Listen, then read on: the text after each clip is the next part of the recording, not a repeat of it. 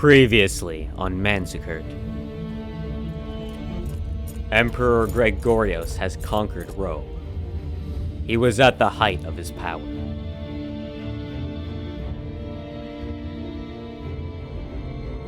Overconfident, he began making many public appearances with Pope Gelasius, who was his longtime friend and ally.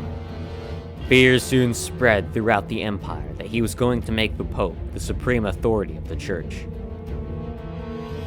Patriarch Valentinos, allied with the Emperor's twin sister, Anna, took advantage of this fear and hatched a plan to consolidate his power. Gregorios was murdered by several of his officers in Rome, who were loyal to Valentinos. At the same time, Valentinos betrayed Anna, seizing control of the empire himself. To legitimize his rule, Valentinos declared himself to be the regent of Gregorios' son, a boy named Alfricos. However, one of Gregorios' last allies in Constantinople, a city official named David, foresaw this crisis. He hid Alfricos away in his countryside villa. After Valentinos' coup, he sent his soldiers to seize Alfricos. David sent his son, Zachary, to flee with Alfricos and take him to safety. Now, Zachary and Alfricos managed to gallop far away from Constantinople in the span of a few days. However, they soon began running low on food. Zachary managed to contact his uncle, who was a Greek rabbi named Benjamin. Benjamin gave Zachary and Alfricos food and sanctuary in his synagogue, which was located in a village near the town of Scupi. Zachary and Alfricos spent the next few days resting at Benjamin's village. Benjamin was ecstatic to be reunited with his nephew. The two spent a lot of time catching up. Zachary talked about his time training with his father in Constantinople, hoping to follow in his footsteps in the city guard. Zachary was nearly brought to tears recollecting the memory of David's death. Benjamin broke the moment of silence by talking about his own life. Benjamin used to be a soldier in the Roman army, retiring after the last Serbian war. He told Zachary all about his wonderful retirement, and how he now had a loving family and lived in this beautiful village. Alfricos then asked if he could be shown around the village. Benjamin happily agreed. As Benjamin showed Alfricos around, the young Caesar noticed many distinctive lamps dotting the village. Benjamin explained that these were menorahs, commemorating the holiday of Hanukkah, where Jews celebrate the victory of the Maccabees over the Seleucid Empire and the liberation of Jerusalem. Alfricos asked to hear more about Hanukkah. Benjamin gladly told him all about Judah Maccabee and how his band of warriors trained and fought in the countryside, eventually defeating a powerful empire. Benjamin said that Alfricos reminded him of the spirit of Judah Maccabee. By now, news had spread of Valentinos' coup d'etat in Constantinople. Orders had been given to every soldier of the empire to search for their missing emperor. Benjamin knew it would not be safe for his nephew to remain with him for long. Zachary told his uncle not to worry. His plan was to leave the village soon and make his way to Hungary, where Alfricos' cousin was king. Benjamin responded by telling Zachary he would most likely be caught on the way.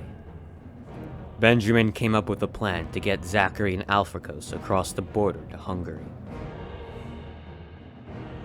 He dressed them up as Jewish pilgrims. They were to tell any soldiers they encountered that they were visiting a famous rabbi in Poland. Benjamin then accompanied Zachary and Alfricos as they made their way to Hungary. However, they were stopped by a Roman patrol at a regular checkpoint near a border town. Coincidentally, one of the Roman officers recognized Benjamin and remembered of how he used to boast of his powerful relatives in Constantinople. Putting two and two together, the Roman also recognized Zachary. He soon realized that the young boy with him was Alfricos. The Roman ordered his men to arrest Benjamin and Zachary. Zachary immediately unsheathed his sword, and a pitched fight broke out.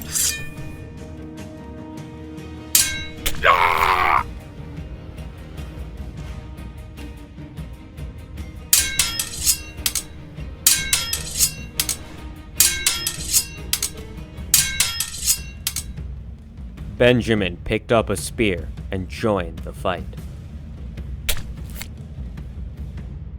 Even Alfricos joined the melee, slicing the legs of one of the Romans. Eventually, the group was able to escape into Hungarian territory. The local Roman commander, having been alerted of Alfricos' presence, mustered a small force and followed Zachary and Benjamin into Hungary. The Romans were eventually repulsed by a small force of Hungarian levies. Benjamin, Zachary, and Alfricos were all brought to the court of King Stephen of Hungary.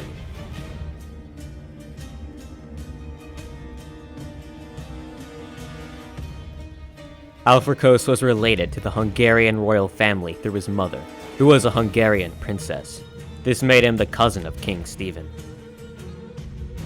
Stephen received his first battlefield experience in Serbia, and once his father died, Stephen would go on to become a renowned warrior king. He first fought a brief war in Bohemia, and then spent the next few years fighting the Venetians, who were invading Dalmatia, which was part of his kingdom. Luckily, Emperor Gregorios' invasion of Italy caused chaos to spread throughout the Italian peninsula, allowing Stephen to crush the Venetians and consolidate Hungary's power.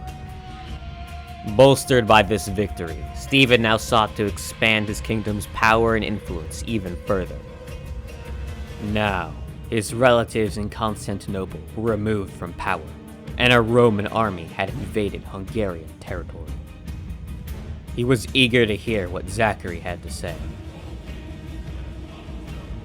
Zachary pleaded his case during a Christmas dinner with the king. He told Stephen of how Valentinos had orchestrated a takeover of the Roman government by murdering Gregorius, arresting his sister Anna, and putting Empress Paraska into captivity. Zachary pleaded for Stephen to raise an army to defeat Valentinos and put Alfricos on the imperial throne. Zachary promised that there were many people in the empire loyal to Alfricos who would rise up in support of him given the chance. Stephen did not hesitate for a moment. The removal of his relatives from power in Constantinople posed a direct threat to his reign. Furthermore, he believed he had much to gain by being the main force propping up the next Roman emperor. He ordered the lords of Hungary to muster an army. At the same time, in Constantinople, Valentinos consolidated his power. With Alfricos out of the Patriarch's reach, Valentinos had his men kill a random boy in the countryside, before betraying the body to the people of Constantinople, claiming it was that of the young emperor, who had been murdered by David. Valentinos and his loyalists then agreed that this meant that the new emperor was Isaacos, the son of Anna. Valentinos was declared to be the regent of Isaacos until the latter came of age. Valentinos still had Anna under house arrest, accusing her of being the one who orchestrated the death of Gregorios. He began planning a high-stakes trial in court to determine the fate of Anna. Meanwhile, in Italy, chaos ensued in Rome following Gregorios' death. The officers who murdered the emperor were led by Manuel Lepida, who used to be the emperor's right-hand man.